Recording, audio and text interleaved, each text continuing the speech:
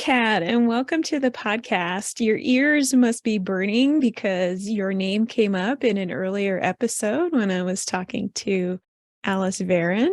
But I'm so glad that you're here to talk with me today. And I always put everybody on the spot. So could you introduce yourself to our listeners and tell people what you do and what your business is? Absolutely. And thank you for having me on the show. I'm a longtime listener and I'm honored to be here. Oh, that's nice of you to say. So I'm Kat Johnson. I'm the owner of Kat the Farmer, which is a salad-centric farm and food company based in Floyd County, Virginia. Salad-centric, that was a new term to me when I first ran across you. When I first heard you say it, I thought it was pretty interesting. Can you describe what that means? Yeah, it means I grow and make things that belong in salads. So everything I grow is tailored to that genre of food and eating. I grow salad crops, tomatoes, herbs. I make salad dressings, and I also prepare salad kits. So a fully prepared salad with chopped veggies and dressing included. So can you educate me? Is that a common term or is that something that is very cat specific to be a salad-centric farmer? I like making up words, but I think it could catch on. Sure. I'll help you. So you grow these crops and you're in Floyd, Virginia. Can you talk a little bit about your farm and what it's like? You've described yourself as a micro farm. Yeah, the farm itself is only a quarter acre. So I made up another word, which is the farmlet. So I call it my farmlet. And that's where I grow some of the ingredients that go into my value added products. And on the farm is 3 tunnels, so I can grow inside and extend my season too. And it's situated in Floyd County. I can describe the area a little bit if that's helpful. Yeah, I think that would be helpful. I mean, I know pieces of Floyd because we've ridden through it and it's charming. But can you describe it for our listeners, like what it's like in Floyd and how your farmlet fits into the community there? Yeah, it's a really special place, and community is a key word to describe it. So it's very rural, Southwest Virginia, and it's a agricultural community. So there are lots of farmers, beef cattle farmers, veggie farmers. There's lots of farmers who are like me growing using organic practices, which is pretty special. It also has a vibrant bluegrass music scene and cute little downtown, but where I'm at is about 20 minutes from the downtown, sort of all alone in an area called Check. So dirt roads and mountains and forests and things like that. Yeah, I was going to say, like the pictures of your farm are kind of mountainy looking to me, very Blue Ridgey looking. Yeah, definitely. I was excited. I had a photographer come out and do a drone picture this summer. So I got to see sort of the mountains around me that I can't see when I'm working because of all the trees. Oh my goodness. Have you shared that? I'll have to look at that because I want to see it too. Yeah, I'll show you. Yeah. Well, you said that you farm with organic practices, and that's kind of where your name came up before with Alice Varon because she's from the Naturally Grown organization. So can you talk a little bit about that and the way you're using it in the marketplace? Yeah, so I'm certified naturally grown, which is a certification that I voluntarily decided to add to my farm's claims. So I sell at the Blacksburg Farmers Market every Saturday. And Mm-hmm. sometimes people will come up to you and ask, is this sprayed? Is this organic? Or questions like that. And Mm-hmm. until I pursued that extra certification, I just felt like there wasn't a lot to bolster me until someone got to know me and trust me. It's just some lady behind the veggies saying, no, I didn't. Or yes, Oh, I okay. did. It's more of a hollow claim, but for the people who aren't familiar with me or what I do or my history, having a certification provides a little bit of extra value. And what they provide is more affordable and more accessible than having a USDA agent come out and certify you as organic. So Blacksburg is a much bigger market than Floyd. Are you finding like when I think of Floyd, I think of the Bluegrass Festival, and it has a very, if you live in Virginia, you know that it's got kind of a hippie vibe. And there are a lot of people who would be like totally on board with a micro farmlet with organic practices. But going over into Blacksburg, you're finding more people. So I guess what you're doing is product education. That Through was the a rambling. certification. Yes, thank you. That was a very rambling way to ask a question. Yeah. Well, I think in Floyd, people know me as Kat the Farmer before I even had a business. But then when I decided to have a business called Kat the Farmer LLC and make these products and go to a larger market like Blacksburg, not everyone knows me. Very few Hmm. did. They know me Yeah. now, but that's where the certification came in. I gotta ask you, focusing on salads, this is a very businessy question and it might be off the mark, but are buying complete salads from you, right? You're creating salad kits and then also the ingredients. Is that right? Yes. Yeah. So I'm both a farmer just growing greens, and people can buy those, or they can buy a bag of greens and dressing, or they can have a fully prepared kit. Or sometimes people buy a whole stack of them, one for each day of the week, take them all home, and they've got their work week lunches set. That's kind of a cool idea and very like on the mark for the way people think about food right now. Batching food is like a big thing right now. So having those pre-prepared is probably like very much a lifestyle choice. Now you sell your value-added products, of course, the complete salads, but also the dressings, the bottle dressings. Where are you selling those? Because I know that are they refrigerated only? Yeah, they're refrigerated dressings, and they sell also at the Blacksburg Farmers Market and then to a few wholesale accounts like natural food stores and farm stores in our area, which there are a few. Mm-hmm. So it has to be refrigerated all the way. How do you do that chain? Like when you're going, I guess you just put them in coolers on your way to the farm market and sell out of Yeah. that. Yep, Yeah. exactly. I don't have a reefer truck yet, but hopefully one day. Do you put the naturally grown badge on those dressings? I do not. No, they don't qualify. Just my produce is covered under the certified naturally grown. Oh, I'm a little okay. So what would you have to do to have those qualify? I raised this question with Alice, and she said if your ingredients are organic and certified naturally grown, they could, or is it, do you have to submit them to someone to get the permission to wear that seal? It's not 100% organic ingredients. So select ingredients are, but not everything is. Oh, okay. Yeah. Is that just a sourcing issue for you? Yeah. Yeah, just I don't think it would have been possible to create a fully organic dressing and have it still be affordable. It's already a premium product and the price point is already pretty high as it is. No, I mean, that's a struggle with craft food brands is to make that decision between ingredients and pricing. I'm working with someone who's having a really hard time. They want to include an organic cheese, but they can't source it at a price that they could turn around and process it in their product and make the product affordable. Yeah, it's that same back and forth.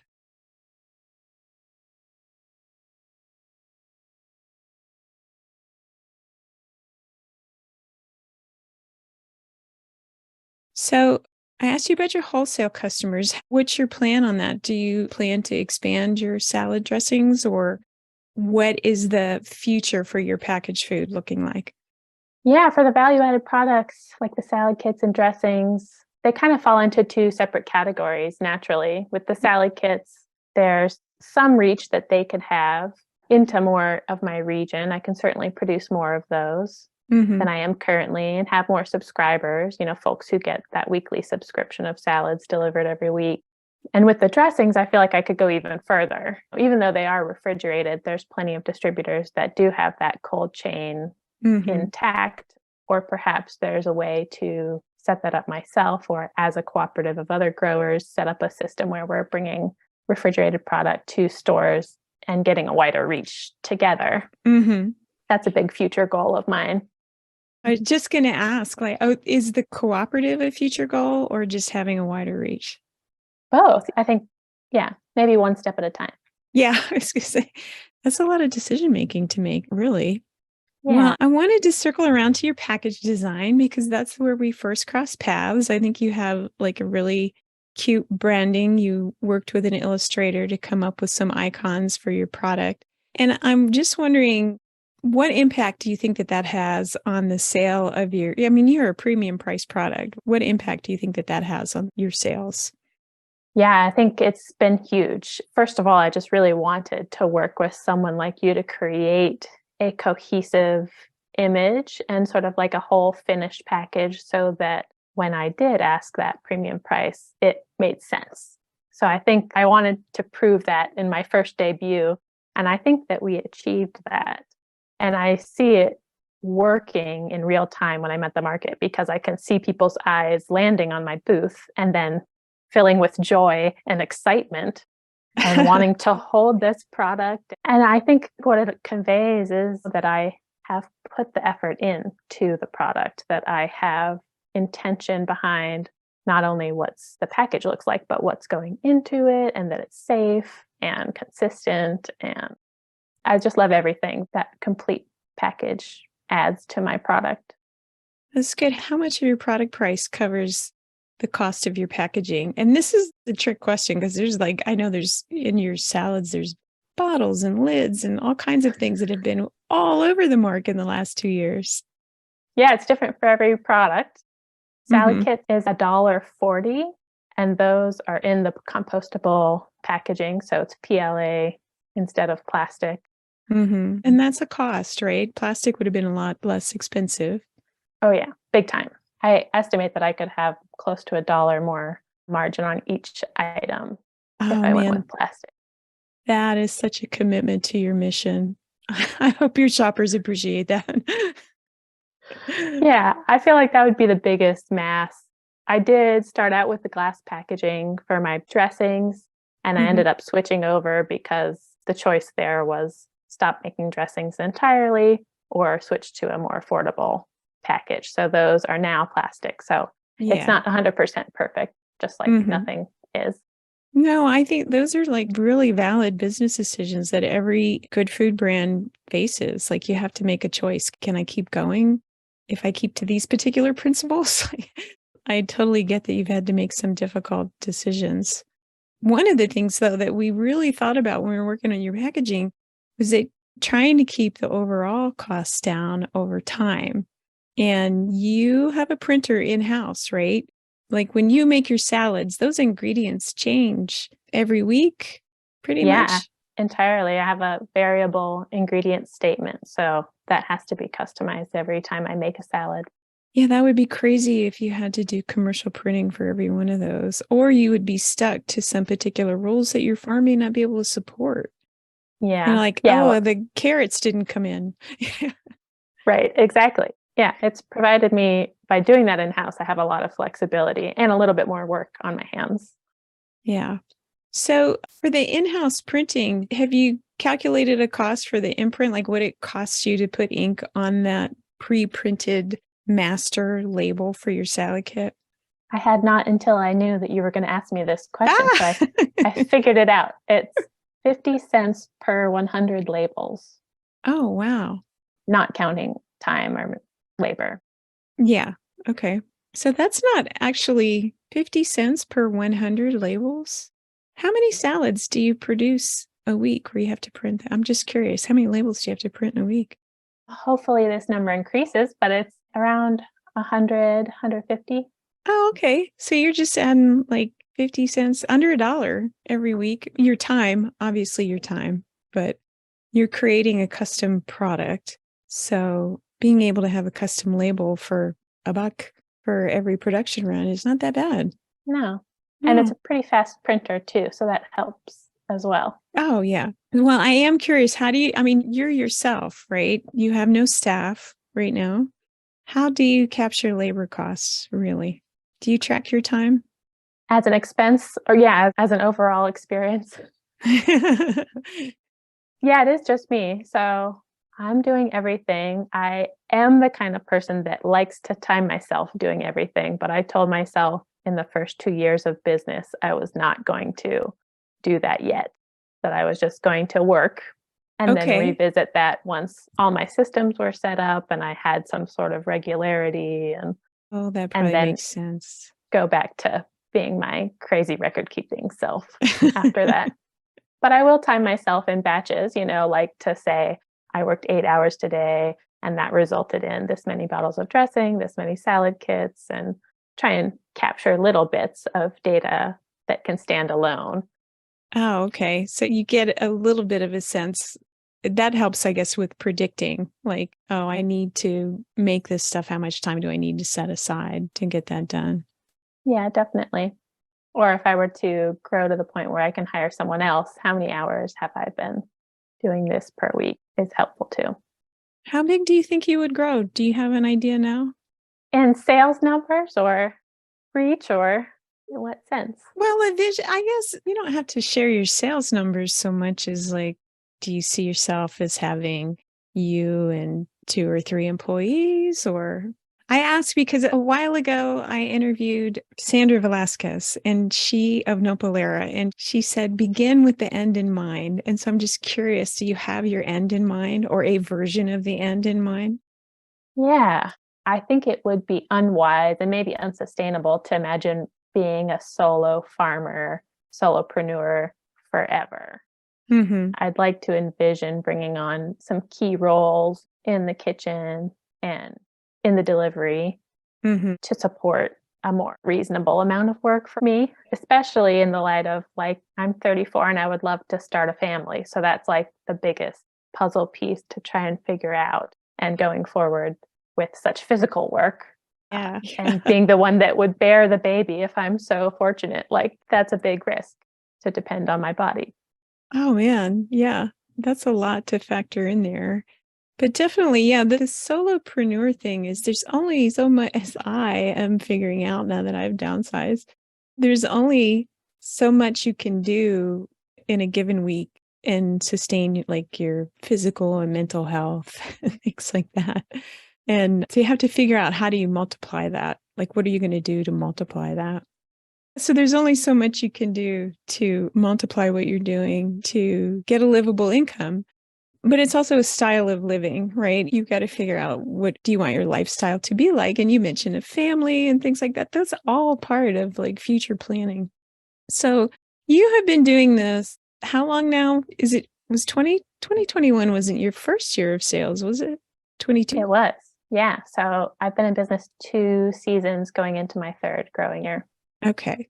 And you were doing some, like you entered into this with your background in farming and you've done some teaching or training or something like that, haven't you? I've been farming for a long time. Since I was 15, I started working on organic farms and worked on lots of farms. I feel really fortunate to have gotten hands-on experience in both growing and business management and crew management before I decided to strike out on my own. And so at one point, were you provide something like business management tips or tools or things like that? Are you still doing that? I did launch the business with the idea that I could offer farm consultations in the wintertime. Mm-hmm. And I've decided to stop doing that. And instead, sometimes I'll training through CNG. They'll hire their farmers to come teach lessons to other Mm-hmm. farmers within the network. So that has been part of sort of downsizing what I do because I am just that solopreneur.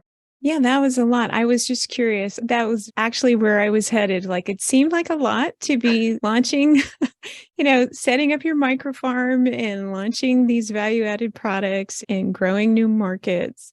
And then also, oh, and I'm going to teach people how to do this too. But, like going out on my own, I imagined the worst case scenario that nothing would work instead of Mhm. the best case scenario that all of this is going to be a success. I think like I set myself up with too many things and I thought I was in the moment being really narrow, like I'm just going to focus on salads and then consulting in the wintertime. But really, even within salads, I'm still doing a lot as it is. And I probably could have narrowed down my business plan to even smaller than that and still found success and plenty of work. How many crops? I'm curious. How many crops do you have to plant for your salads, roughly? Oh, I guess there's a million ways to quantify that. Yeah, let's figure out another way to ask that question because it could be like area or number of plants or number of varieties or I mean, yeah, like let's talk about plants. What are you planting to make salads? It's not just like lettuce and carrots and radishes. it's a How lot of many? lettuce. Yeah. Yeah, it is a lot of lettuce. I did add up my transplants for last year. So the plugs that I started from seed in the nursery and then took outside and planted. And that was 54,000 plants of Oh my lettuce gosh. or various other leafy Yeah. greens.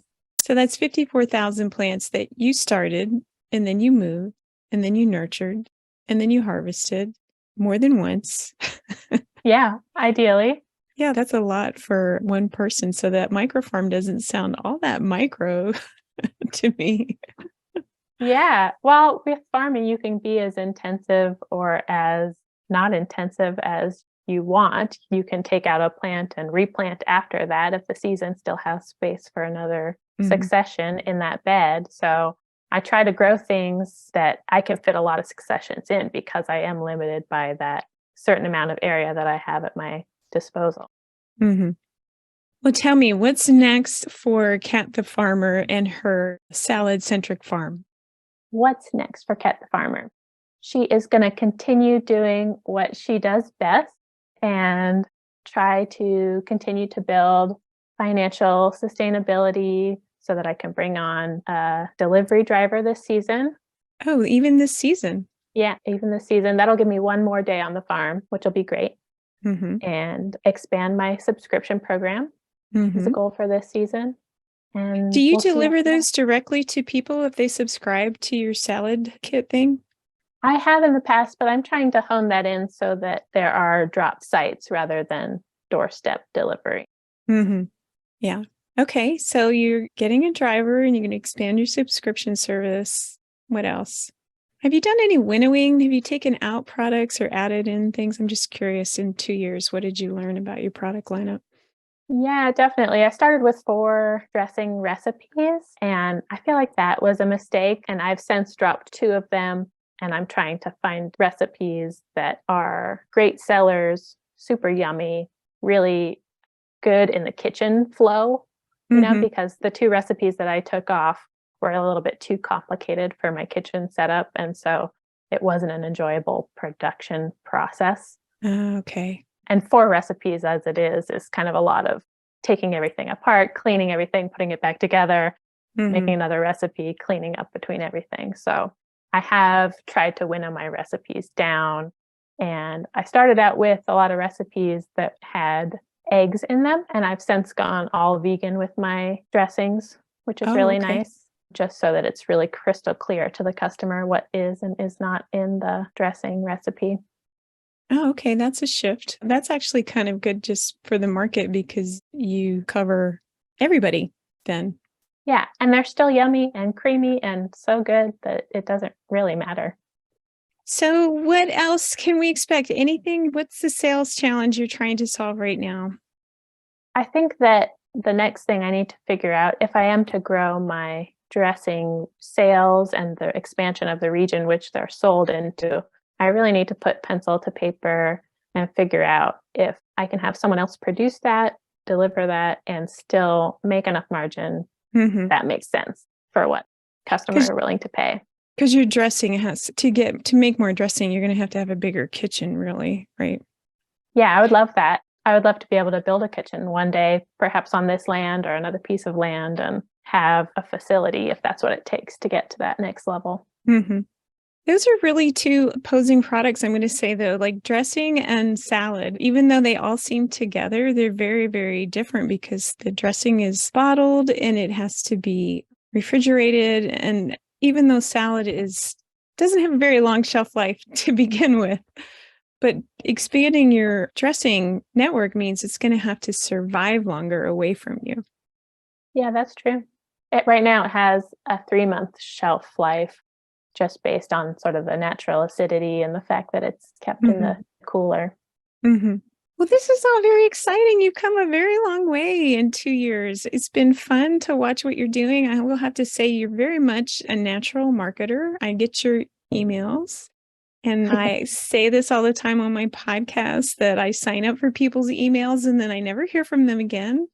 But I know that I hear from you, Kat, and I wish that I was close enough to be on your salad subscription list because they sound delightful, but I just can't imagine how you would ship them to me. So there is that problem. Yes, I can only grow so much. But for our listeners who want to learn more about you, or for people who are in like the Blacksburg area or in Floyd who haven't heard of Cat the Farmer yet, can you tell people where people can find you? What's your Instagram or Facebook or whatever you're using? Yeah. You can find me at catthefarmer.com and learn all the places where I sell my goods. And I am on Instagram and Facebook at cat.thefarmer. And that is Cat with a K. Oh, that's important. Yes. Cat with a K. Well, I'm so glad that we got this chance to catch up. I've really enjoyed talking to you and seeing you again. I have to say, I have really enjoyed watching you. I know I said it once, but I'll say it again. It's just been a lot of fun. And I wish you all the best success. Thank you so much, George. And thanks for your help along the way. It's been wonderful.